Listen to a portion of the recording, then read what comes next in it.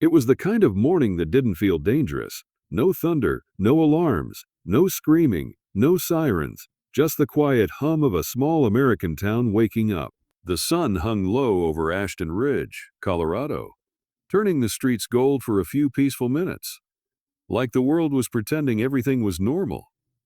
But Ethan Carter didn't trust calm mornings anymore. He hadn't trusted them since the night his life stopped being safe. Since the fire that ended everything, he stood in the kitchen of his modest home, one hand on the counter, staring at a cup of coffee he'd reheated twice and still hadn't touched. His daughter, Harper Carter, sat at the table with a messy ponytail and a hoodie that said Ashton Ridge High. She was 14 now, old enough to pretend she didn't need him, but young enough that he still caught her glancing at him, like she wanted to make sure he was still there. Still breathing, still solid, still her dad. She stabbed her cereal once with a spoon and muttered, "You're doing it again." Ethan blinked. "Doing what?" "Staring at nothing like you're about to vanish," she said. "It's creepy." He forced a half smile. "I'm not staring at nothing. I'm staring at adulthood," Harper snorted. "Adulthood looks depressing." "It is," he said instantly. "That's why I'm trying to warn you." She finally smiled a little. A real one, small but real. And in moments like that, Ethan felt something painfully familiar, that sharp ache of gratitude mixed with fear. Grateful she was alive, terrified something could take her too, because life didn't warn you when it was about to break you. It just did. Harper pushed her bowl away. "Are you picking me up today?" "Yes," Ethan said too quickly. "I'll be there. I mean, like, actually there," she clarified. "Not just, you know." Ethan's jaw tightened, because she didn't have to say it. They both knew what she meant. Not like last month, when he forgot the pickup time, and she sat outside the school office for 40 minutes, while he stared at his phone in a parking lot, not even remembering why he'd stopped there. Not like 2 weeks ago, when he woke up in the middle of the night standing in the hallway, palms pressed flat against the wall, breathing like he was back inside a burning house. Not like the mornings when he flinched at the sound of a toaster popping. Ethan swallowed. I'll be there, I promise." Harper studied him for a second, then nodded like she accepted the answer. But Ethan could see it. That tiny crack in her trust. And it killed him more than anything, because Ethan Carter wasn't always like this. He used to be the kind of man who ran toward danger, the kind of man who didn't hesitate, the kind of man who looked fire in the face and said, "Not today." For 17 years he had been Captain Ethan Carter, one of the most respected firefighters in Ashton Ridge, until the day he became Ethan Carter, retired. Or, more accurately, Ethan Carter forced out. Because that last fire didn't just burn down a building, it burned down him. 2 months earlier, the call came in at 2:11 a.m. at his warehouse fire.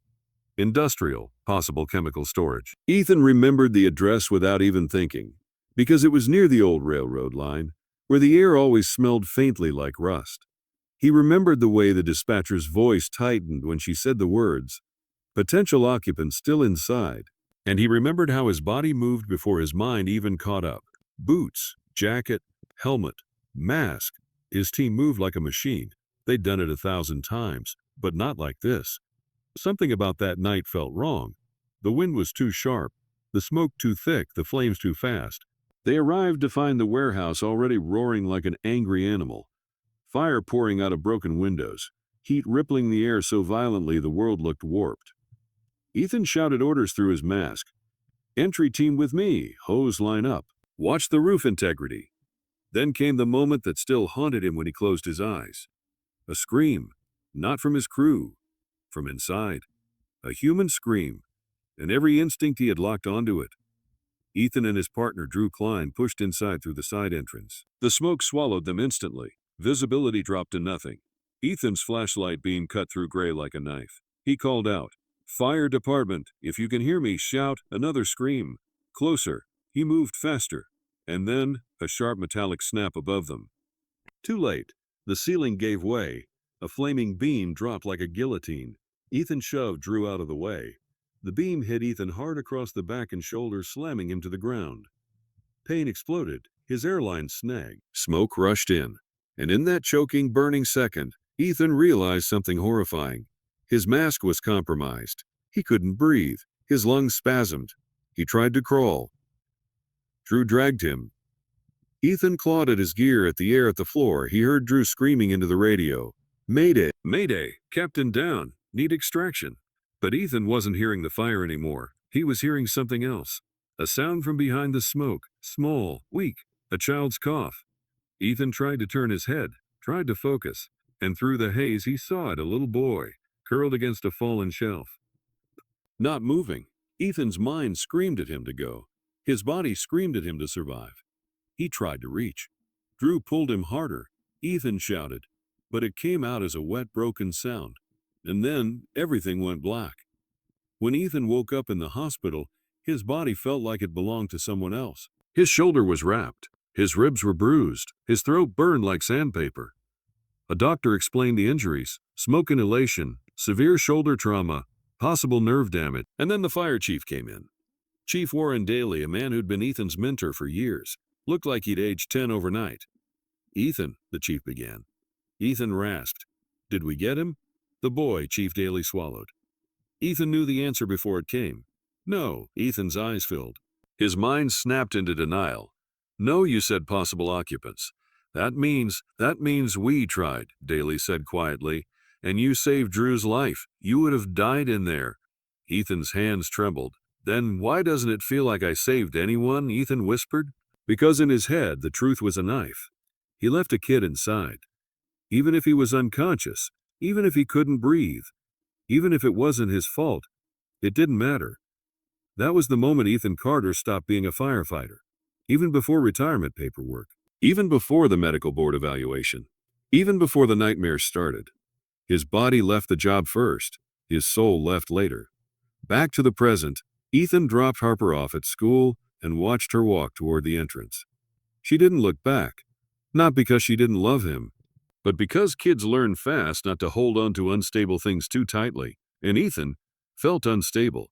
He waited until she disappeared inside, then sat in his truck with the engine running, hands gripping the steering wheel so hard his knuckles went pale. Today mattered.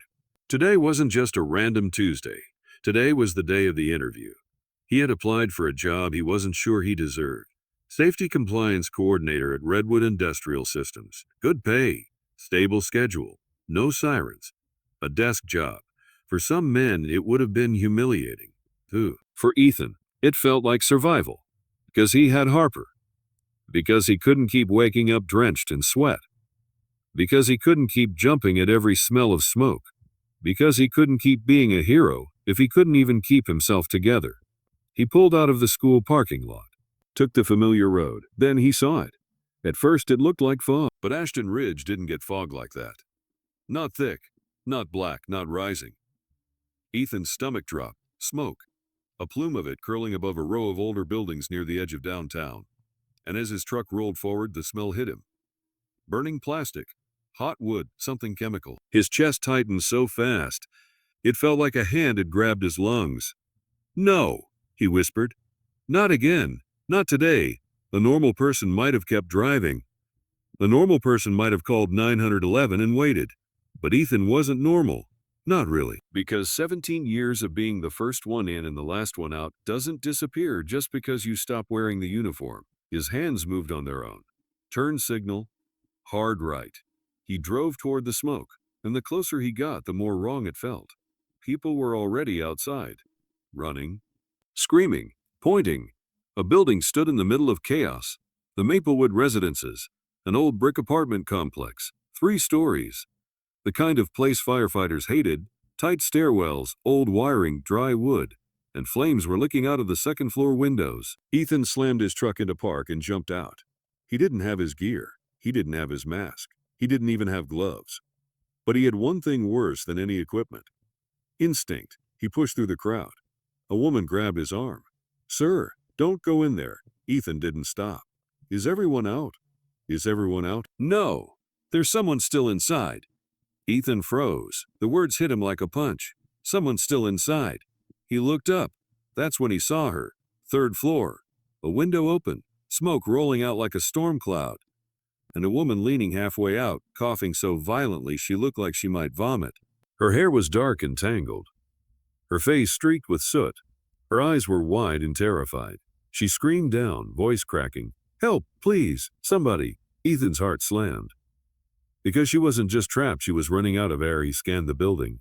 Front entrance engulfed. Fire escape. The ladder was folded up too high. He looked around desperately. Then he spotted it. A heavy metal dumpster near the alley. Ethan ran to it and shoved. It barely moved. He pushed again. Pain shot through his injured shoulder, but he ignored. He gritted his teeth and forced it into position beneath the fire escape. Then he climbed up on top of it. He reached, jumped. His fingers barely caught the bottom rung of the ladder. The metal was already hot. "Come on," he growled, pulling himself up. His shoulder screamed. His body protested.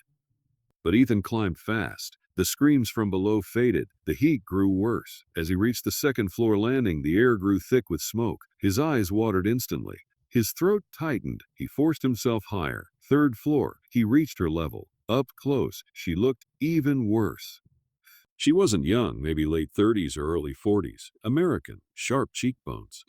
But right now, she looked like a person caught between life and death. Her lips were slightly blue. Her hands trembled as she clung to the window frame. Ethan shouted, "Ma'am, can you move?" She shook her head violently. I can't breathe, I can't. "Listen to me," Ethan yelled. "What's your name?" Her voice broke. Claire Maddox." Ethan's brain registered the name but didn't have time to think. He looked at the apartment next to hers. The window there was larger, but smoke was pouring from inside. If he went in without protection, he could die. And then Harper would be alone. Ethan hesitated. For the first time in his life, he hesitated. And then Claire coughed harder. Her body sagged. Her fingers slipped slightly from the ledge. And that hesitation evaporated. Ethan made the decision. He slammed his elbow into the other window. Glass shattered outward. Heat exploded into his face. He flinched but didn't pull back. He climbed inside. The apartment was chaos. Furniture half burning. Smoke crawling across the ceiling like a living thing. Ethan dropped low instantly, crawling under the thickest part. His lungs burned. He pulled his shirt over his mouth. He found the hallway door, reached for the handle. It was hot, too hot. He wrapped his hand with his sleeve, turned it and pushed. Flames roared down the corridor. Ethan's entire body froze. This was the kind of hallway that killed people. A narrow tunnel of fire. And at the end of it, Claire's door. Maybe 15 feet away, 15 feet of hell. Ethan stood there, eyes watering, body shaking. His mind flashed, Harper laughing. Harper crying, Harper calling him dad in that voice she used when she was scared. And then the memory he hated most, that little boy in the warehouse. The cough, the stillness, the guilt. Ethan clenched his jaw. "No," he whispered. "Not again." He sucked in one painful breath and ran. The heat hit him like a punch. Flames licked his sleeves. His hair singed. His injured shoulder screamed with every movement. He reached Claire's door and kicked it open. Smoke poured out. Claire was inside, collapsed near the window, barely moving. Ethan rushed to her and grabbed her under the arms. She was heavier than she looked, dead weight. Her head lolled, her eyes half open, unfocused. Ethan coughed violently. His vision blurred, but he hauled her up and turned back toward the hallway, only to realize something terrifying. The fire had spread, faster than before. The hallway wasn't just dangerous now, it was nearly impassable. Ethan's heart slammed. He turned toward the broken window instead. Back through the apartment he came in, but smoke was thicker now. The room was changing. The fire was winning. Ethan's lungs screamed. His body stumbled. He dragged Claire through the burning apartment and reached the broken window. The fire escape was still there. But below, people were screaming. Because the fire department was finally arriving. Sirens, ladders, hoses. Ethan coughed and shoved Claire out onto the fire escape. Then he climbed out behind her.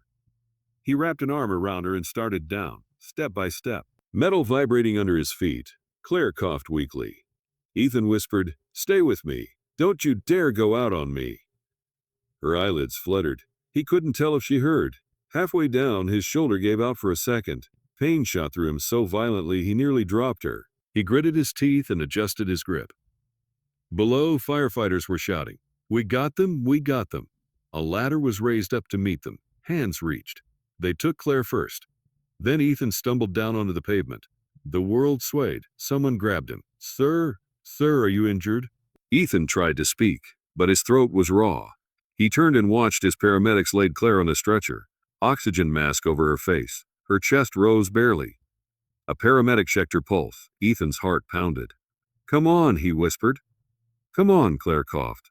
Hard. Then she sucked in air like she'd been drowning and finally reached the surface. Her eyes opened, and the first thing she did was look straight at Ethan, even through the mask, even through smoke and chaos.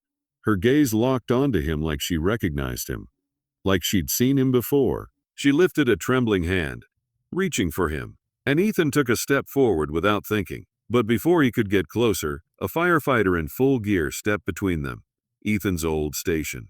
He recognized the helmet markings. The firefighter pulled off his mask. It was Drew Klein, Ethan's former partner, his friend. Drew stared at Ethan like he was seeing a ghost. "Ethan," Drew said, stunned. "What the hell are you doing here?" Ethan swallowed painfully. I saw the smoke." Drew's face darkened. "You're not on duty, I know. You're not even cleared to return to work, I know." Drew stepped closer, voice low and sharp. "Do you have a death wish, man?" Ethan didn't answer, because he didn't have an excuse that sounded sane. Drew looked past him at Claire on the stretcher, then back at Ethan. "You went in for her?" Ethan nodded once. Drew exhaled hard. "Jesus, you never learn." Then Drew turned away, barking orders at his team, and Ethan watched as the stretcher was lifted into the ambulance. The doors slammed shut. The siren screamed. Claire Maddox disappeared into the morning, and Ethan stood there in the street, coughing smoke, shaking like his bones were made of glass. He should have felt relief. He should have felt proud. He should have felt like a hero again. But all he felt was fear. Because this time, something was different. When Claire looked at him, her eyes didn't just say thank you. They said something else, something colder, something heavier. Like she knew who he was. Like she was looking at him for a reason. And Ethan didn't understand how, not yet, but he was about to. Because what Ethan didn't know was that saving Claire Maddox was the beginning of a nightmare he never saw coming. A nightmare connected to his daughter, to that warehouse fire, and to a secret someone had been hiding from him for years. If you're still watching, comment right now and tell me, where are you watching from? Subscribe to Stories Untold, because next part is where everything flipped. Ethan Carter didn't remember driving home. He remembered smoke, heat, that woman's eyes, Claire Maddox, the way she looked at him through the oxygen mask, like she knew something about him that she wasn't supposed to, like his name had already been written into her story long before he ever heard hers. He remembered Drew's voice like an accusation. "You're not on duty, you're not even cleared to return." And then the ambulance doors shutting, like fate slamming a door in his face. By the time Ethan pulled into his driveway, his hands were shaking so badly he had to sit in his truck for a full minute before he could even turn the key off. His shoulder throbbed in waves, deep, pulsing pain that spread down his arm. But it wasn't the physical pain that made him breathe like he'd been punched.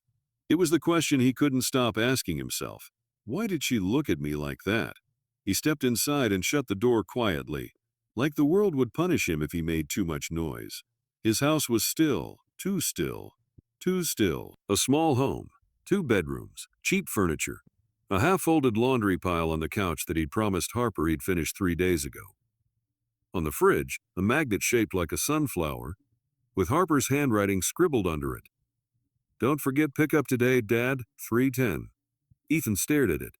The reminder hit him like a slap. His job interview, Redwood Industrial Systems. He looked at the clock, 9:37 a.m. The interview was at 10:30. He had less than an hour, and he smelled like smoke. He looked like he'd crawled out of hell, which technically he had. Ethan rushed to the bathroom, stripped his shirt off, and turned on the shower. The water was hot, too hot, but he didn't care. Steam filled the room. For a second he thought the steam was smoke, and that was enough to make his pulse spike again. His hands went to the edge of the sink, gripping hard, fighting the stupid panic that came out of nowhere. "Not now," he whispered to himself. He turned the shower colder. Let it shock him back into reality. He scrubbed hard, like he could erase the last 2 months, like he could scrub off guilt, like he could wash away the night of the warehouse fire. But no matter how hard he rubbed his skin raw, he still felt it. Smoke in his lungs, fire in his bones, that woman's eyes in his mind. After he got dressed in the only decent shirt he owned, a pale blue button-down that Harper once called your boring dad shirt, He stood in front of the mirror and tried to look normal. It didn't work. There was a faint burn mark at the edge of his hairline. There was a bruise blooming on his collarbone. And there was something worse than both. His eyes looked exhausted, not tired, haunted. He grabbed his resume folder, took one last glance at the fridge note, and left. This time he drove like a man who didn't want to see smoke ever again. Redwood Industrial Systems, 10:24 a.m. Redwood was one of the biggest employers in Ashton Ridge.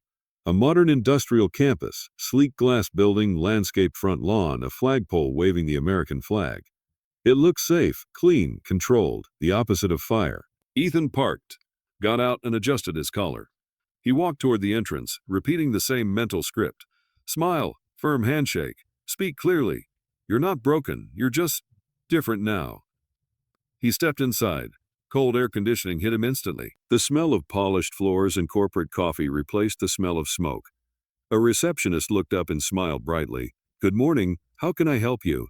I'm Ethan Carter. Interview with HR for safety compliance. The receptionist typed, then nodded. Yes, Mr. Carter, please take a seat. Ms. Maddox will be with you shortly.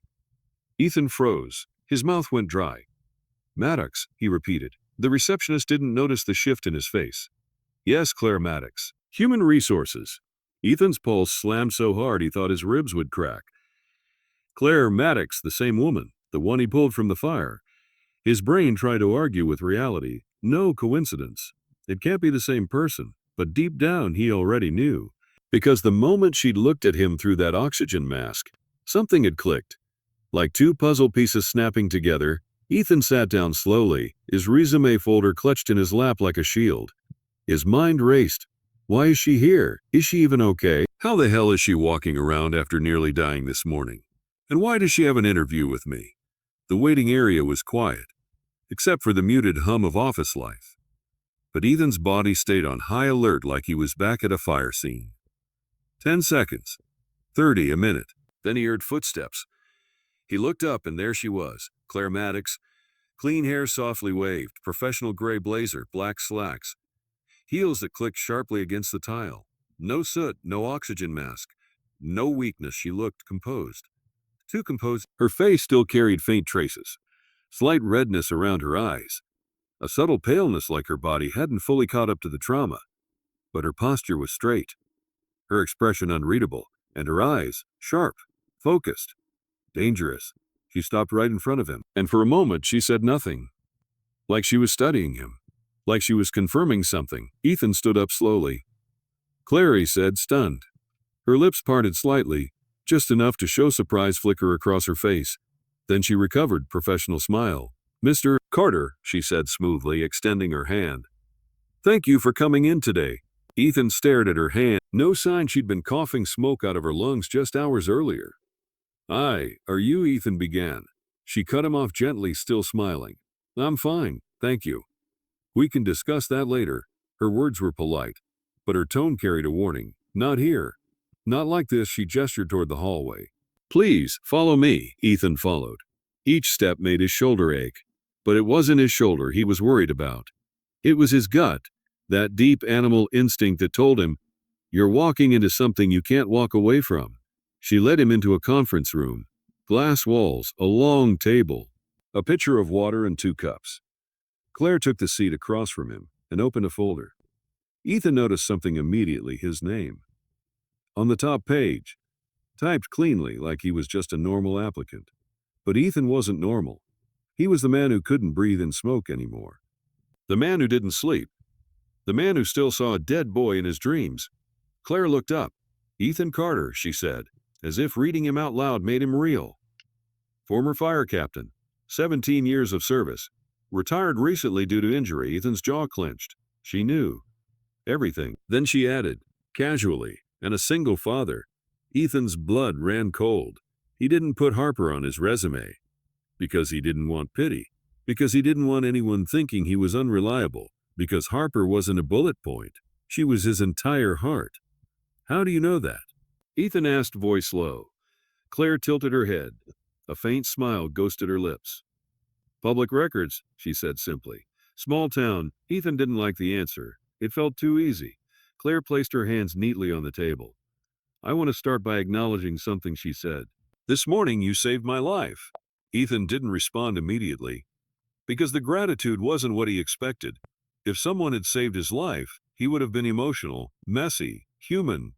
But Claire spoke like she was discussing office policy. Too controlled, too calm, too calm. It didn't match the terror he'd seen on her face in that burning window. Ethan leaned forward. You were trapped. I did what anyone would do. Claire's eyes flickered. That's not true, she said. Most people would have watched. Ethan swallowed. Because she wasn't wrong. Because she wasn't wrong. Claire reached into the folder and slid something across the table. A business card. Claire Maddox, Director of Human Resources. Ethan blinked. Director? Not HR rep, not assistant director. He suddenly felt even more out of place. Claire watched his reaction with quiet amusement. Yes, she said. I'm your interviewer. Ethan exhaled slowly. This is strange. That's one word for it. Ethan's eyes narrowed. Why were you in Maplewood Residences?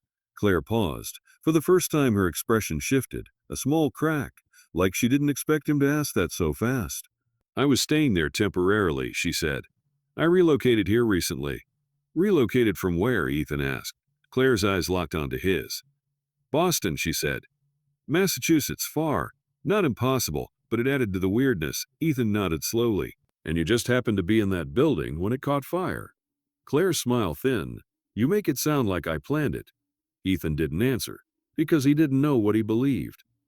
Claire leaned back slightly, smoothing the edge of her blazer like she was resetting her control. Mr. Carter, she said. I know today feels unusual, but I'd like to proceed with the interview. Ethan stared. Right now, he asked. As long as you're able. Ethan laughed once, humorless. After running into a burning building, Claire didn't blink. Yes, that was the moment Ethan knew something about this woman was different. Most people would have been shaken for days. Claire was sitting upright, interviewing him, like trauma was a minor inconvenience. Ethan should have walked out, but he needed this job. Harper needed stability. So he forced himself to nod. Okay, he said. Let's do it. Claire asked standard questions at first. Why Redwood? Ethan gave a steady answer. Stability, experience, safety knowledge. What do you think is the most important part of safety compliance? He said, prevention, accountability, training, culture. But with every question, Claire watched him too closely. Not like an interviewer, like a detective. She wasn't evaluating his skills. She was evaluating him. Then she asked, what was the worst fire you ever worked? Ethan's stomach dropped. That wasn't normal, he swallowed. Warehouse fire 2 months ago. Claire nodded slowly. The North Rail warehouse incident. Ethan's eyes snapped to her. What did you just say? Claire didn't respond immediately, but her fingers tightened around her pen. Ethan's voice sharpened. How do you know the name of that fire? Claire lifted her eyes. Calm. Because Redwood has contracts and liability records connected to many industrial sites, she said. We track incidents. Ethan's pulse thudded. Redwood connected to that warehouse? He didn't know that. He didn't remember hearing it, but then again, he barely remembered that month at all. Claire continued, tone professional. There was a fatality, she said. A minor. Ethan's throat went tight. He wanted to stop the interview. He wanted to stand up and throw the folder against the wall, but he forced himself to breathe. Yes, he rasped. Claire leaned forward, voice gentle in a way that felt cruel. Did you see him? Ethan's jaw clenched so hard his teeth hurt. He didn't answer. Claire's eyes didn't move. She waited. The silence stretched. Ethan's fingers dug into his thigh under the table. Then, quietly, he said, I heard him. Claire's face flickered again. Her composure cracked for half a second. And Ethan saw something behind her mask. Pain, real pain, and that terrified him more than her coldness. Because it meant she had a reason, a personal reason. Claire placed her pen down slowly. Then she said words that made Ethan's blood turn to ice. His name was Logan Maddox. Ethan stared at her. The room seemed to tilt. His ears rang. His heart pounded. He couldn't speak. Claire held his gaze. He was my son. Ethan's mouth opened, but no sound came out. He couldn't breathe. It felt like smoke had filled his lungs again. No, Ethan whispered finally. No, that can't be. Claire's voice stayed steady, almost too steady. He was 12 years old, she said. He wasn't supposed to be there, but he was. Ethan's eyes burned. A wave of nausea rolled through him. The boy, the cough, the stillness, the guilt. The boy had a name, and the woman he saved was his mother. Ethan stood up abruptly, chair scraping backward. "I didn't know," he said, voice breaking. "I swear to God, I didn't know." Claire didn't move. She stayed seated, calm, controlled. "And yet you left him," she said. Ethan flinched like she slapped him. "I didn't," he started. But the truth was brutal. He did leave him. Unconscious or not, he left. His hands trembled. "You think I chose that? You think I chose that?" Ethan choked out. "You think I would have walked out if I could have?" Claire's eyes glistened, but her voice stayed flat. "I think you were the captain," she said. "I think you were responsible. I think my son died in a building that never should have been occupied." Ethan's throat tightened. He suddenly understood. This wasn't an interview. This was a confrontation, a trap. Ethan's voice dropped to a whisper. "Did you move here because of me?" Claire didn't answer immediately. She rose slowly, matching his height, stepping around the table until she was close enough that Ethan could smell her perfume, clean, faintly floral. It didn't belong in this story. Nothing about her belonged in fire. She looked him in the eyes and said, "I moved here because someone needs to be held accountable." Ethan's hands clenched. "Then why did you let me save you?" he asked bitterly. "Why didn't you tell the paramedics who I was? Why didn't you scream at me in the street?" Claire's lips parted, and for the first time, her voice trembled. "Because I didn't recognize you at first," she whispered. "Not until I heard your name." Ethan stared. Claire swallowed hard. "And because the universe has a sick sense of humor," she added quietly. Ethan's mind spun. He thought about the Maplewood fire. He hadn't heard anything about arson. But what if? No, that was insane. Right? Claire stepped back, regaining her professional mask. "I'm going to be direct," she said. "Redwood is investigating past incidents, including the North Rail warehouse." Ethan's voice turned sharp. "Was Redwood responsible?" Claire's eyes flashed. "We were a subcontractor. We didn't own the site, but you were involved," Ethan pressed. Claire's jaw tightened. "Yes." That was all she said, but it was enough. The cold realization crawled through Ethan. That warehouse fire wasn't just a tragedy, it was a liability. And Claire was here for revenge, or justice, or something uglier. Ethan forced himself to breathe. "I didn't kill your son," he said firmly. Claire's eyes hardened. "No," she said. "But you were there when he died. And you lived." Ethan's fists clenched. "You think I'm living?" he whispered. For a moment, the air between them went still. Claire looked at him like she was seeing the damage for the first time. Then she turned away. She picked up the resume folder again like she was returning to the script. "We're done," she said. Ethan blinked. "Done." Claire opened the door. "Your interview is concluded," she said. "You'll hear from us." Ethan stood frozen. So that was it. He was dismissed, not hired, not even considered, just dragged into a room and stabbed open emotionally like a wound. Ethan's voice rose. "You brought me here just to do that?" He demanded. "To punish me." Claire's hand paused on the door. She didn't look back. "I didn't plan on it," she said quietly. "But then you walked in and sat across from me like nothing happened." Ethan's voice cracked. "Nothing happened," he repeated. Claire finally looked back. Her eyes were wet now, but her face was furious. "My son died," she hissed. "And you're worried about a job?" Ethan flinched hard. Because it was true, and it made him hate himself. He wanted to say he was sorry. He wanted to explain that he couldn't stop hearing Logan's cough, that he'd wake up choking, that his own daughter watched him like he might disappear. But nothing he said could bring Logan back, so he did the only thing he could do. He nodded once and walked out. 3:10 p.m. Pickup time. Ethan sat outside Ashton Ridge, high in his truck, jaw tight, hands on the wheel. He'd made it. He was early, he was present, but his mind was still trapped inside that conference room. His name was Logan Maddox. The truth echoed like a siren. The world outside the windshield moved normally. Kids walked out. Parents waved. Cars lined up. But Ethan felt like he'd been shoved into a different reality. Harper appeared near the entrance, scanning the parking lot. When she spotted him, her shoulders loosened just slightly. She climbed in the passenger seat. "Wow," she said. "You're actually on time." Ethan forced a small smile. "Told you." Harper buckled her seatbelt. "What's wrong with you?" Ethan's hands tightened. "What do you mean?" "You look like you just got punched in the soul," she said bluntly. "Did the interview suck?" Ethan swallowed. He considered lying, but Harper was too smart. He chose a half-truth. It didn't go great, he admitted. Harper sighed dramatically. Dad, why can't anything ever just go normal? Ethan almost laughed. Because if she only knew, he started the truck. Let's grab dinner later, okay? Harper shrugged. Sure, but no frozen pizza again.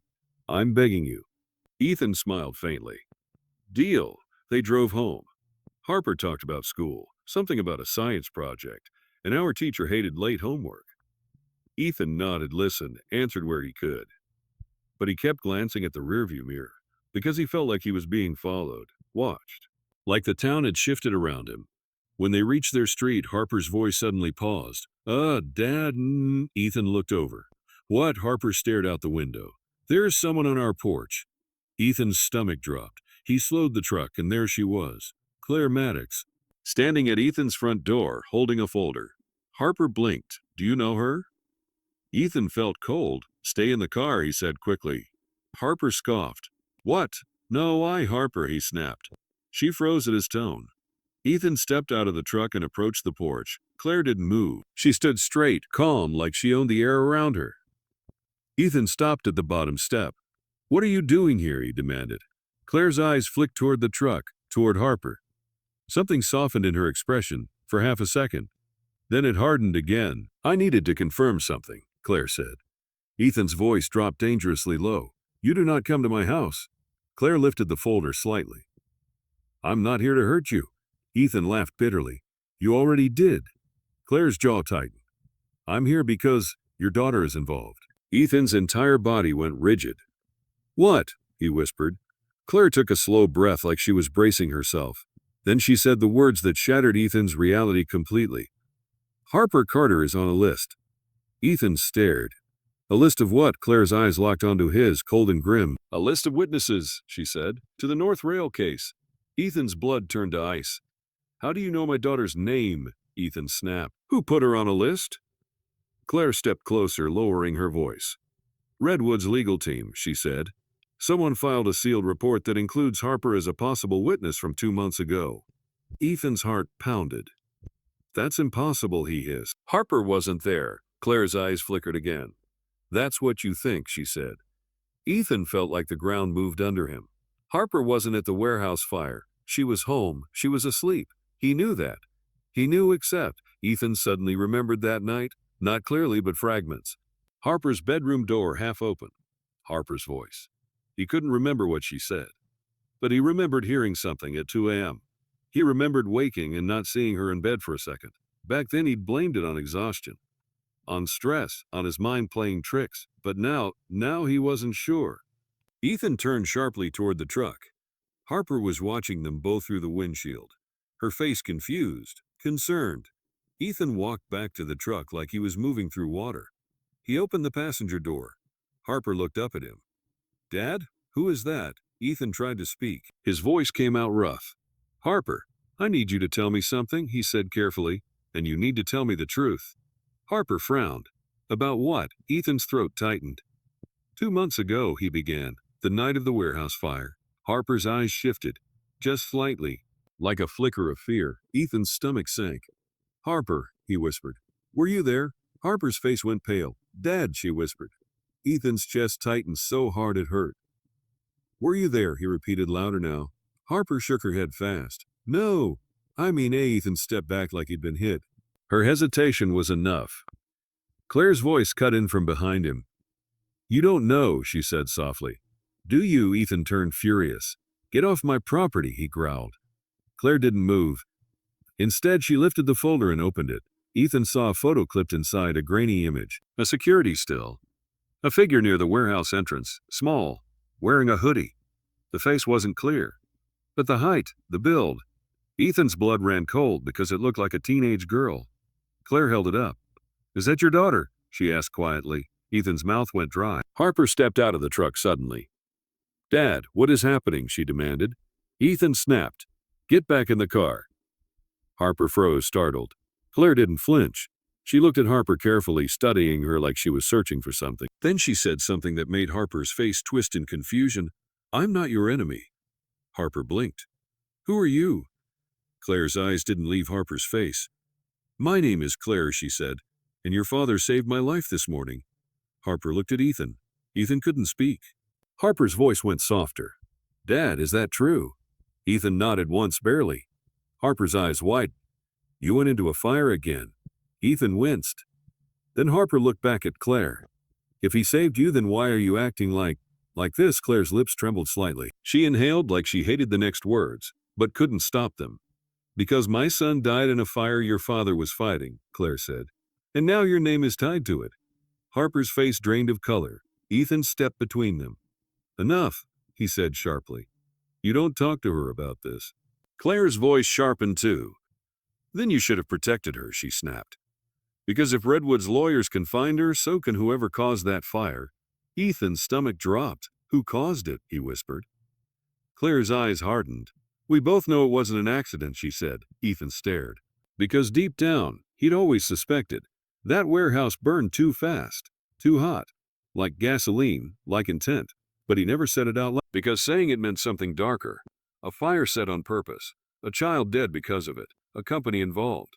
And now his daughter connected. Harper's voice shook. Dad, she whispered. I wasn't there. I swear. Ethan looked at her, really looked. Her hands trembled. Her eyes were wet. She was terrified. And Ethan realized something worse than the entire situation. Harper was hiding something.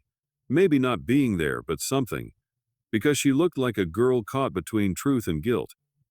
Ethan crouched slightly to meet her eyes. Harper, he said softly. If you know anything, you have to tell me. Harper's lips parted. She looked at Claire, then back at Ethan. Then she whispered, I didn't go inside, but I was near it. Ethan's stomach dropped. Harper spoke faster, voice cracking. I was mad at you, okay? You left for another night shift and you promised you'd stay home. I didn't want to be alone, so I walked out. I don't know, I walked. Ethan's hands shook. You walked to the warehouse? He choked. Harper nodded, crying now. I didn't know it was dangerous. I didn't know it would catch fire. I saw some guy there, some man in a dark jacket. He was carrying something. Ethan's blood ran cold. A man, he whispered. Harper nodded again, wiping her face. He looked at me and he yelled at me to get away, she whispered. Then I ran home. I didn't tell you because I thought you'd hate me. Ethan stood slowly dizzy. Because this wasn't just bad. This was catastrophic.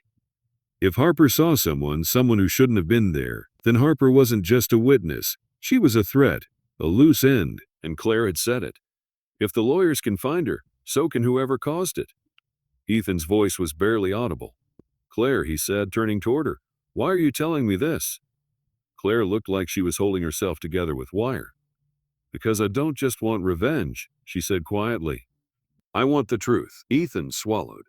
And because if we don't find it first, she added, someone will silence her. Ethan's heart slammed. Harper stared at them, terrified. What does that mean? She whispered.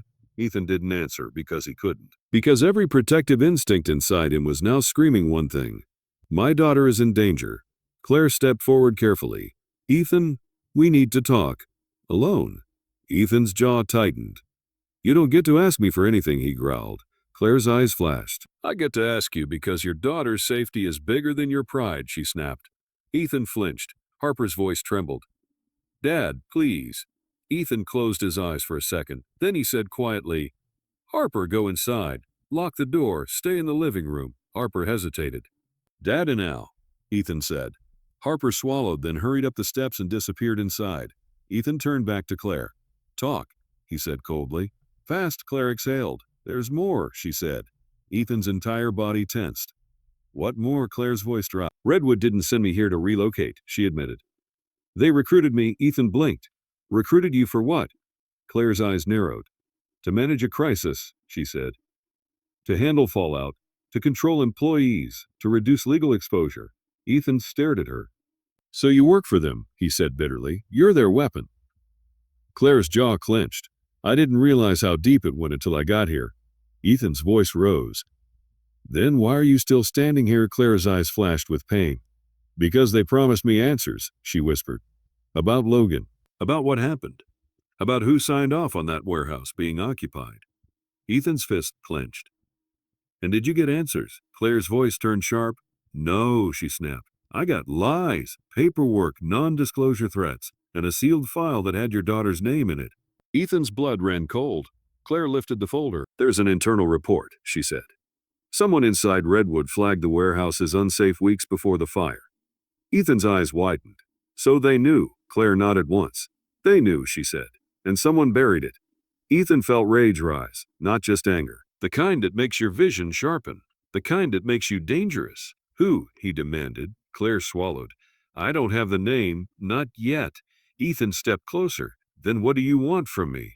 Claire's eyes locked onto his. I want you to help me, she said. You know fire scenes. You know how people lie after disasters. You know how reports get rewritten. Ethan's voice was low and deadly.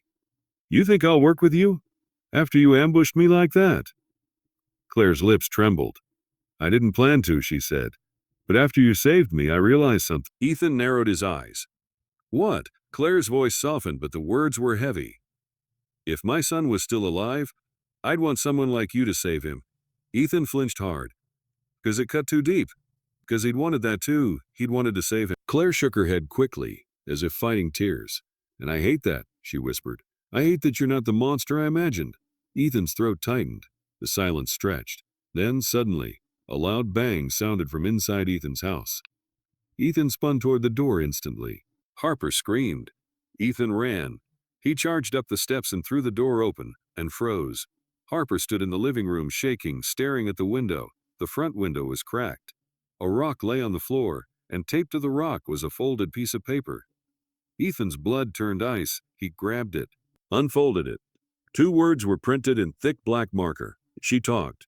Ethan's lungs stopped working. Claire stepped in behind him, reading over his shoulder. Her face drained. She whispered, Oh my God. Ethan's voice came out like a growl.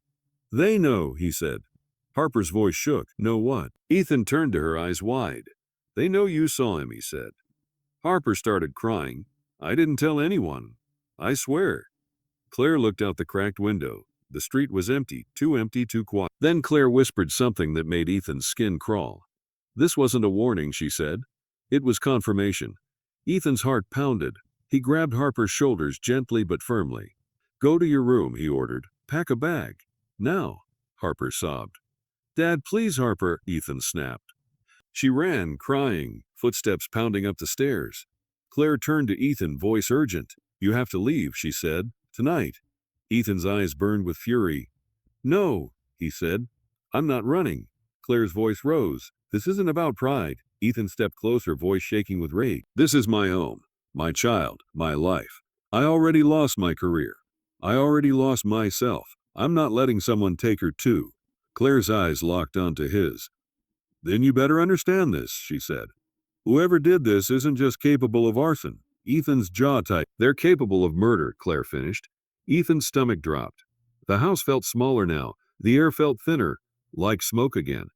Ethan whispered, Drew. Claire blinked. What? Ethan's eyes narrowed. Drew Klein was there today, Ethan said. At Maplewood, Claire's face tightened. Your old partner, Ethan nodded. He said something weird, Ethan murmured. He said you never learn, like he expected me to do something reckless. Claire stared. Do you think he knows? She asked. Ethan's voice dropped. I think someone in that department knows something, he said. And if they do, then Harper is not safe. Claire's gaze sharpened. Then we start there, she said. Ethan looked at the message again. She talked. His chest tightened. It wasn't about Claire. It wasn't about Logan. It wasn't about Logan. It wasn't even about Redwood anymore. This was about Harper, his daughter, his entire world. Ethan looked up at Claire, voice hard. You wanted accountability, he said. You got it. Claire swallowed. What are you saying? Ethan's eyes turned cold. I'm saying I'll help you, he said. But we do it my way. Claire nodded slowly. Okay, Ethan took a breath. Then he said the words that changed everything. We're going to find out who started that warehouse fire. Because Ethan Carter didn't know it yet. But the person who started the fire was closer than he ever imagined. And the next time flames appeared, it wouldn't be in a warehouse. It would be at his doorstep. Before we jump in, comment. Where are you watching from right now? And if you want more intense, twist-filled stories like this, like plus, subscribe to Stories Untold because this ending will leave you speechless. Ethan Carter didn't sleep that night. Not really. His body lay on the bed, fully dressed, shoes still on, like he was waiting for an alarm to go off. Harper was upstairs in her room with her bag packed. She didn't argue after what happened. After the rock shattered their window, after the message, after her father's voice turned into something she'd never heard before. Something made of steel and fury and terror. She talked. 2 words. 2 words that proved one thing. Someone had been watching, someone had been listening, someone had been waiting for Harper to say the wrong thing, or the right thing. Her jaw clenched like she was grinding down rage into dust. Ethan stood by the window, peeking through the blinds like a soldier in enemy territory. No cars, no movement, just the quiet neighborhood under moonlight. Too peaceful. "What's the plan?" Claire asked quietly. Ethan didn't answer immediately, because his plan wasn't logical, it wasn't safe. It wasn't even something a sane man would do, but it was something a father would do. He turned from the blinds. "The fire department," he said. Claire frowned. "What about them?" Ethan's voice was low. "I know their blind spots, their routines. Who lies, who drinks, who cheats on reports." Claire studied him. "You think someone in your old department is involved?" Ethan's eyes narrowed. "I don't think," he said. "I feel it." Claire didn't speak. Ethan's phone buzzed on the counter. His stomach twisted instantly. He grabbed it. Unknown number. His heart hammered. Claire leaned forward. "Answer." Ethan hit the button. "Hello." At first all he heard was static. Then a voice, deep, calm, male, not panicked, not angry, controlled, like Claire, like a professional. "You should have stayed retired, Captain Carter." Ethan's blood turned ice. His grip tightened on the phone. "Who is this?" A low chuckle. "You're still brave," the voice said, "even without the badge." Ethan's jaw clenched. "What do you want?" The man's tone turned colder. "You saved the wrong woman." Ethan felt Claire stiffen beside him. The voice continued. "She brought the past back with her, and now your daughter's involved." Ethan's stomach dropped. "You come near my daughter," Ethan growled. "And I will do what?" The man interrupted calmly. "Run into another fire? Die a hero?" Ethan's entire body tensed, because the voice didn't just know his past. It mocked it. Then the man said something that made Ethan's lungs stop working. "She's a sweet girl. Harper." Ethan's vision blurred with rage. Claire's face drained. The man continued almost kindly. "She saw the gasoline. She saw the duffel bag. She saw the matches." Ethan's throat tightened. Claire whispered, "Oh my God." Ethan spoke into the phone, voice shaking with fury. "Who are you?" The man paused. Then he said, "Someone who cleans up messes." Click the call and Ethan stood frozen, staring at the dark screen. Claire's voice was barely audible. "They know her name," she whispered again. "They know everything." Ethan turned, face hard. "Then we don't wait," he said. Claire blinked. "What do you mean?" Ethan walked to the kitchen drawer, opened it, and pulled out something he hadn't touched in years. A locked metal box. Claire watched silently. Ethan opened it with a key from his keychain. Inside were old fire department items, his captain badge, a worn radio clip, and a handgun. Claire's eyes widened. Ethan took it out, checked it, loaded. His voice stayed calm, but his hands were shaking. "I'm not letting Harper be a loose end," he said. Claire swallowed. Ethan looked at her, eyes burning. "You came here for the truth," he said. "I came here to survive it." Claire hesitated, then nodded. "Okay," she whispered. "Then we do this." Ethan turned toward the stairs and called up, "Harper, get down here now." Harper appeared at the top step, hair messy, face pale.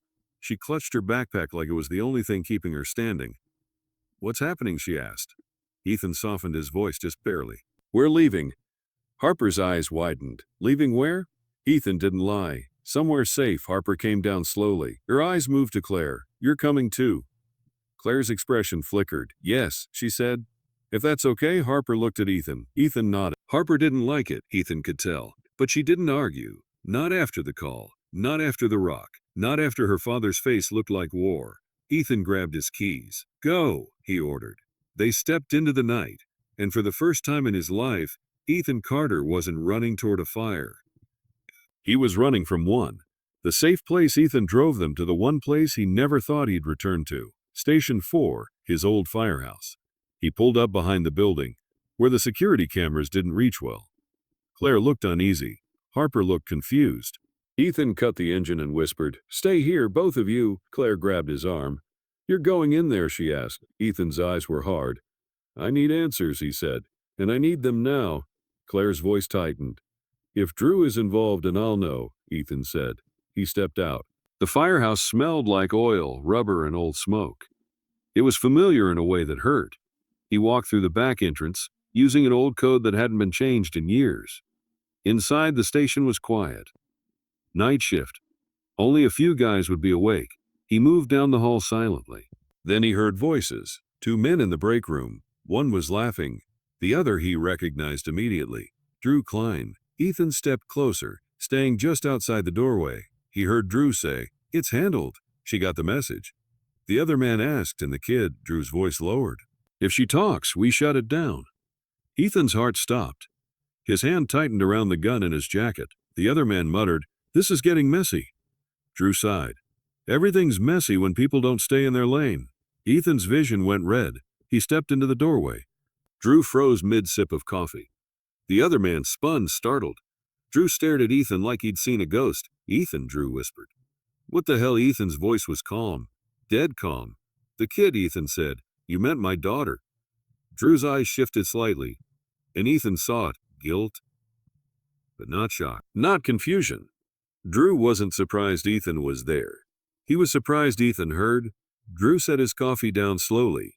"Ethan," Drew said carefully, "you don't understand what you walked into." Ethan stepped forward. "You were my brother," he said, voice shaking. "I saved your life." Drew's face hardened. "And I saved yours," Drew snapped. "More times than you can count." Ethan's jaw clenched. "Explain," Ethan demanded. "Explain why my daughter got threatened." The other man backed away, muttering, "I'm not part of this." Ethan turned his head slightly. "Leave," he ordered. The man didn't hesitate. He disappeared down the hall. Now it was just Ethan and Drew. 2 men in a room full of old memories. Drew exhaled hard. "You want to know why?" Drew said. Ethan didn't blink. "Yes." Drew stepped closer, voice low. "Because Redwood paid for silence," Drew admitted. After the warehouse, after they realized a kid died, Ethan's blood ran cold. "You took money?" he whispered. Drew's eyes flashed. "You think I wanted to?" Drew snapped.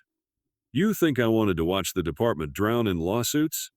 You think I wanted firefighters losing pensions because Redwood's lawyers would tear us apart?" Ethan's voice rose. "So you buried it." Drew's jaw clenched. "We buried it because it would have destroyed everyone," Drew said. Ethan's eyes burned. "It destroyed me anyway." Drew looked away. Then he said something that hit Ethan like a hammer. "The kid wasn't supposed to be there." Ethan's breath caught. "What?" Drew's voice tightened. "That warehouse had squatters," Drew said. "It wasn't listed. Nobody knew." Ethan's hands trembled. "And Harper saw someone," Ethan said. "She saw gasoline." Drew's face shifted. A flicker of panic. Too quick to hide. Ethan stepped closer. "You know who she saw," Ethan said. Drew swallowed. "You're not going to like the answer," he whispered. Ethan's voice dropped to a growl. "Say it." Drew's eyes lifted, and he said, "It was your chief." Ethan froze. His heart stopped. "Chief Warren Daly, the man who trained him. The man who gave him his captain badge. The man who visited him in the hospital." Ethan whispered, "No." Drew's voice cracked. "Daly was taking Redwood money," Drew admitted. "He was the one keeping the department funded. New gear, new trucks, donations, grants." Ethan stared, shaking his head. "You're lying." Drew slammed his hand on the table. "I wish I was." Silence fell heavy. Drew leaned forward, voice shaking now. "That warehouse fire wasn't an accident," Drew said. "It was a cleanup." Ethan's throat tightened. "A cleanup of what?" Drew swallowed. "Evidence," he whispered. Ethan's entire body turned cold. "Evidence of what?" Drew looked at Ethan with hollow eyes. "Logan Maddox didn't die because of faulty wiring," Drew said. "He died because he saw something he shouldn't have." Ethan's stomach twisted violently. Claire's son, Logan, wasn't just a victim. He was a witness. Ethan whispered. "What did he see?" Drew's voice dropped to almost nothing. "A shipment," he said. "Illegal chemical waste, dumped under the warehouse floor. Redwood was hiding it." Ethan felt like the world cracked open. Illegal waste, chemical storage. That's why the fire burned so hot. That's why the smoke smelled wrong. That's why the building went up like gasoline on paper. Drew looked at Ethan, tears in his eyes now. "They set the fire," Drew whispered. Ethan's voice went dead. "And Daly helped." Drew nodded. Ethan's hand shook with rage. "Then why threaten Harper?" Drew's face twisted. "Because she saw Daly that night," he admitted. "And if she tells anyone, Redwood is finished." Ethan's breath came sharp. His daughter had been walking near the warehouse. She saw a man with something. She didn't know it was Daly. But Daly knew it was her. Ethan's voice was ice. "Where is Daly?" Drew hesitated. Ethan raised the gun slightly. "Where?" Drew flinched. "At Redwood," he whispered. "Meeting with legal." Ethan's chest tightened. Claire was right. Redwood wasn't just a company, it was a machine. And Chief Daly wasn't just corrupt. He was dangerous. Ethan stepped back, turning toward the door. Drew's voice called after him. "Ethan, don't!" Ethan turned back sharply. "If you come near my daughter," Ethan said, voice shaking with rage, "I will burn your life down." Drew's face crumpled. "I'm sorry," Drew whispered. Ethan didn't answer. He walked out. Redwood, final confrontation. Ethan drove fast, too fast. Claire and Harper sat silent. Harper's face was pale, eyes glossy with fear. Claire's jaw was clenched tight enough to crack teeth. Ethan didn't tell them everything. He couldn't. Not yet. Because if he said Chief Daly's name out loud, the world would become a nightmare Harper couldn't unsee. They arrived at Redwood. The campus looked peaceful, too peaceful, like a lie dressed in glass and flags and landscaping. Ethan parked near the back. He looked at Claire. "You said they recruited you," Ethan said. "Then you have access." Claire nodded once. Ethan turned to Harper. "Stay in the car," he said. Harper shook her head instantly. "No," she whispered. "No, I'm not leaving you." Ethan's chest tightened. "Harper, Dad," she said, crying. "I already almost lost you once. I'm not doing it again." Ethan swallowed hard. Then he nodded. "Fine," he said, "but you stay close to Claire." Claire reached back and squeezed Harper's hand. "We'll keep you safe," she whispered. Harper nodded shakily. They moved through a side entrance Claire unlocked with her badge. Inside, the building was quiet. After hours, too quiet. Claire led them toward the executive floor. As they walked, Ethan saw it, signs of a cover-up. Boxes labeled archive. Filing cabinets open. Shredders running. Someone was destroying paper trails. Claire's eyes narrowed. "They're cleaning," she whispered. Ethan's voice was low. "Then we're late." They reached a conference room. Voices inside. Claire cracked the door slightly. Ethan looked through and felt his blood freeze. Chief Warren Daly sat at the table, in uniform, calm. Beside him, 2 Redwood lawyers. And at the far end, a man Ethan didn't recognize. Dark suit. No expression. The same kind of energy as the phone call. A cleaner. A fixer. The man said, "The girl needs to disappear." Daly nodded like it was normal. Ethan's heart slammed. Harper clutched Claire's arm. Claire whispered, horrified. "They're talking about you," Ethan snapped. He kicked the door open. The room exploded into movement. Daly stood instantly, face twisting in shock. "Ethan," he barked. The lawyer scrambled. The fixer stayed seated, calm as death. Ethan stepped forward. "You threatened my daughter," he growled. Daly's face hardened fast. "Get out," Daly ordered. Ethan laughed once. "You burned a warehouse," Ethan said. "You killed a kid." Daly's eyes flashed. "That kid wasn't supposed to be there," Daly snapped. Claire stepped forward. "My son had a name," she hissed. Logan. Daly froze. He stared at Claire, recognition. Then discomfort, then coldness. "You," Daly said. "You're the mother."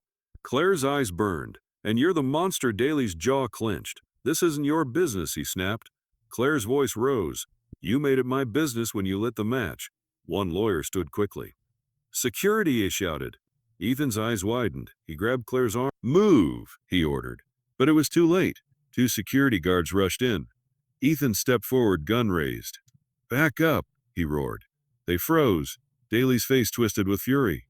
"You're pointing a weapon in my building," Daly barked. "You've lost your mind." Ethan's voice shook. "You stole my mind the night you killed that boy," he snapped. "You stole my life." Harper's voice suddenly broke through, trembling. "I saw you." Everyone froze. Daly's head turned slowly toward Harper. His eyes narrowed. "You're the girl," he said quietly. Harper cried but didn't back down. "I saw you at the warehouse," she whispered. "You had a bag. You yelled at me."